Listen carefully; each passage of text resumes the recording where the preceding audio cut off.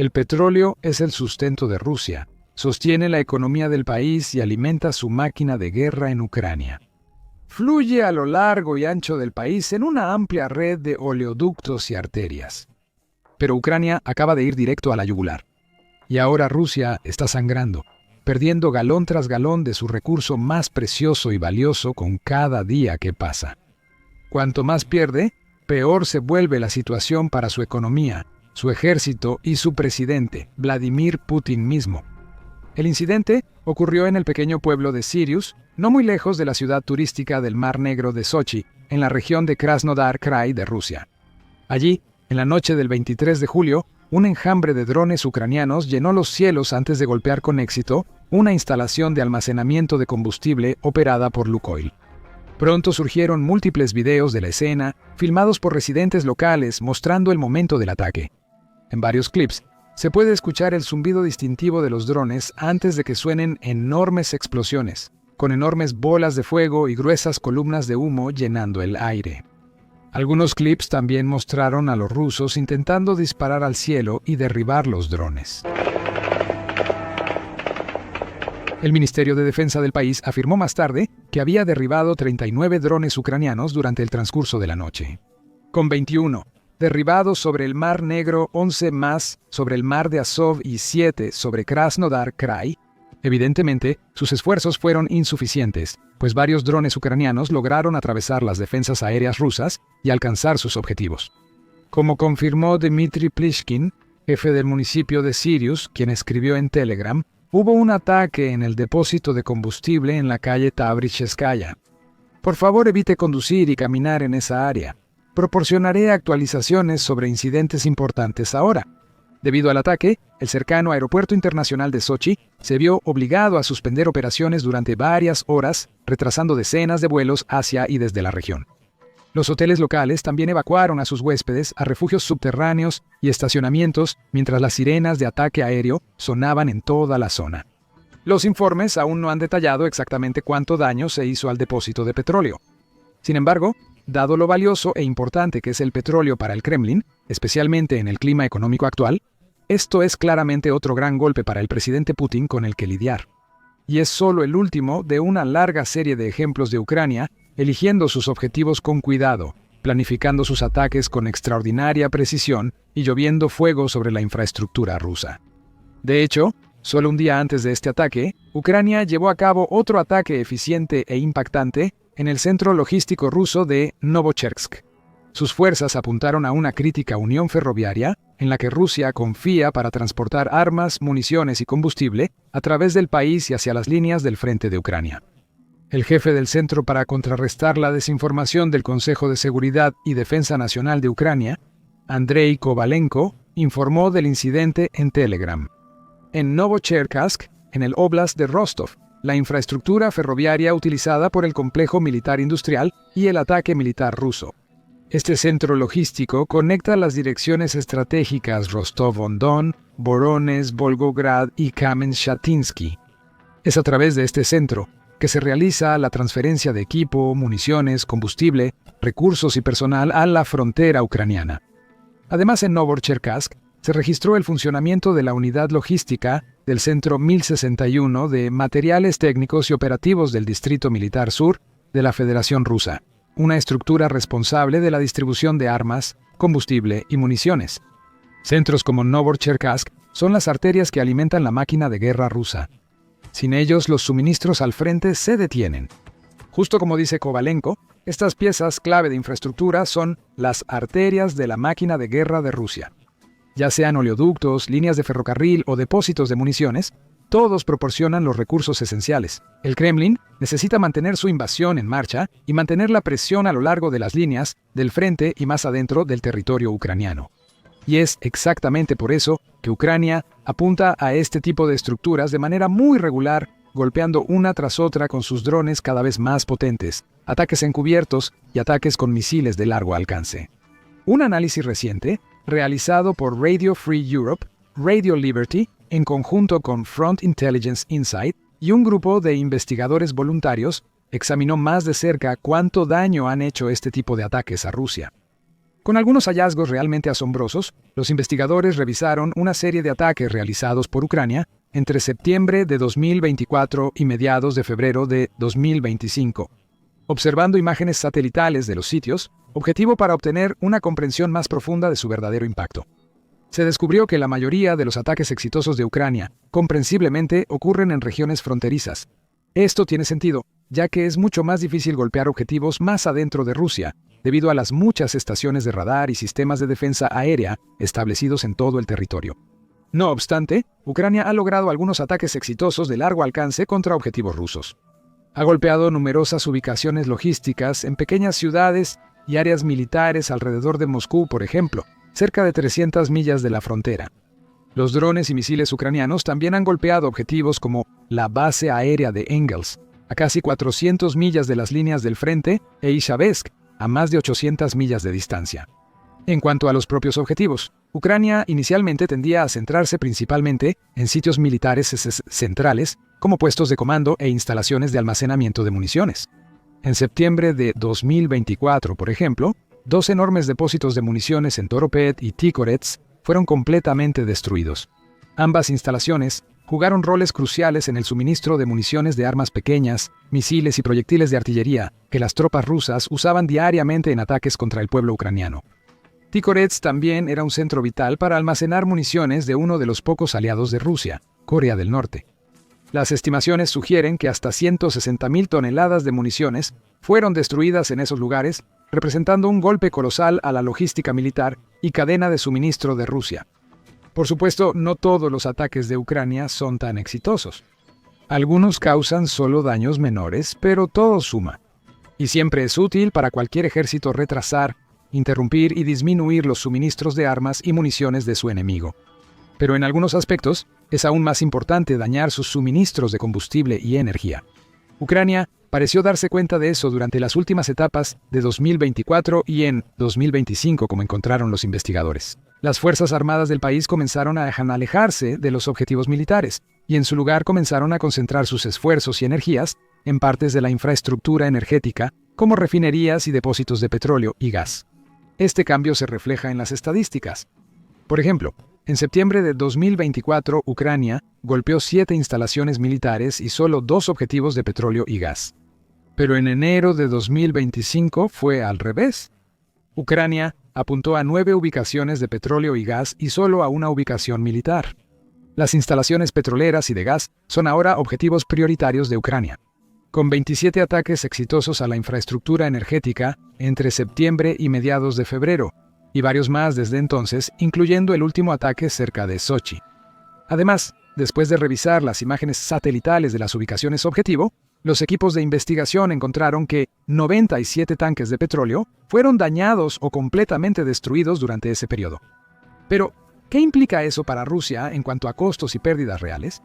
Bueno, todo depende de cuán llenos estaban realmente los tanques, algo que es difícil de saber con certeza. Por eso los investigadores realizaron una serie de cálculos para diferentes escenarios hipotéticos, calculando cuánto dinero perdió Rusia. Si los tanques estaban casi completamente llenos, alrededor de la mitad llenos o mayormente vacíos, utilizando el precio del petróleo y las tasas de cambio de rublos a dólares en el momento de los ataques, incluso si los tanques estaban mayormente vacíos. Las cifras siguen siendo muy desagradables para Putin y sus secuaces del Kremlin, con una pérdida estimada de más de 33.000 millones de rublos o cerca de 39 millones de dólares. Eso incluye el costo del petróleo en sí, más el costo de tener que reparar o reconstruir los tanques destruidos si los tanques estaban medio llenos. Las cifras son aún más impresionantes, con Rusia habiendo perdido un estimado de 55.000 millones de rublos o más de 60 millones de dólares. Y en el mejor escenario para Ucrania, si los tanques estaban mayormente llenos, lo que significa que contenían petróleo alrededor o por encima del 90% de su volumen total. Rusia habría perdido más de 85.000 millones de rublos, equivalente a más de 95 millones de dólares en petróleo y tanques de almacenamiento en un periodo menor a 6 meses. La cifra real probablemente se encuentra en algún lugar entre los dos extremos de 38 y 100 millones de dólares. De cualquier forma, es un duro golpe para Rusia. Y es probable que ataques como este hayan jugado un papel en la reciente decisión de Putin de reducir el gasto en defensa en 2026 debido al temor a una recesión inminente. El país ha sufrido pérdidas enormes, no solo de soldados y equipo militar, sino también de valiosa infraestructura, y algunos de los ataques de Ucrania son particularmente devastadores. Por ejemplo, el 7 de octubre de 2024, Ucrania voló un enorme depósito de petróleo en Feodosia, en la ocupada península de Crimea. Allí se destruyeron 11 tanques de almacenamiento, representando un volumen total de 69.000 metros cúbicos o más de 18 millones de galones de petróleo. Según estimaciones, ese ataque podría haber provocado hasta 39 millones de dólares en daños. También es interesante notar que Rusia no se ha apresurado a reparar o reemplazar los tanques perdidos y dañados. El análisis de imágenes satelitales muestra que de los 16 tanques impactados entre el 1 de septiembre de 2024 y el 15 de enero de 2025, solo uno ha sido restaurado. Hay varias explicaciones potenciales para esto, y ninguna de ellas es positiva para Putin. Es posible, por ejemplo, que Rusia simplemente tenga miedo de reconstruir los tanques, solo para verlos explotar de nuevo por los drones y misiles de Ucrania. Eso llevará a aún más pérdidas de tiempo, dinero y recursos, debilitando aún más la economía y la cadena de suministro del país. También puede ser el caso de que Rusia simplemente no pueda restaurar los tanques de almacenamiento destruidos debido a la falta de mano de obra. Se ha informado ampliamente que el país está enfrentando una grave crisis laboral. Actualmente enfrenta una escasez de alrededor de 1 millón de trabajadores, y el ministro de Trabajo del país, Anton Kotiakov, recientemente le dijo al presidente Putin que para 2030 ese número podría superar los 10 millones. Hoy, según nuestras estimaciones, para 2030 necesitamos involucrar a 109 millones de personas en la economía. Esto se debe a varios factores, como una tasa de natalidad récord baja en Rusia, una alta tasa de mortalidad y el gran impacto de la guerra. Muchas personas en edad de trabajar se han unido a la lucha, con muchas terminando muertas o heridas en Ucrania, lo que agrava aún más los problemas de población de Putin.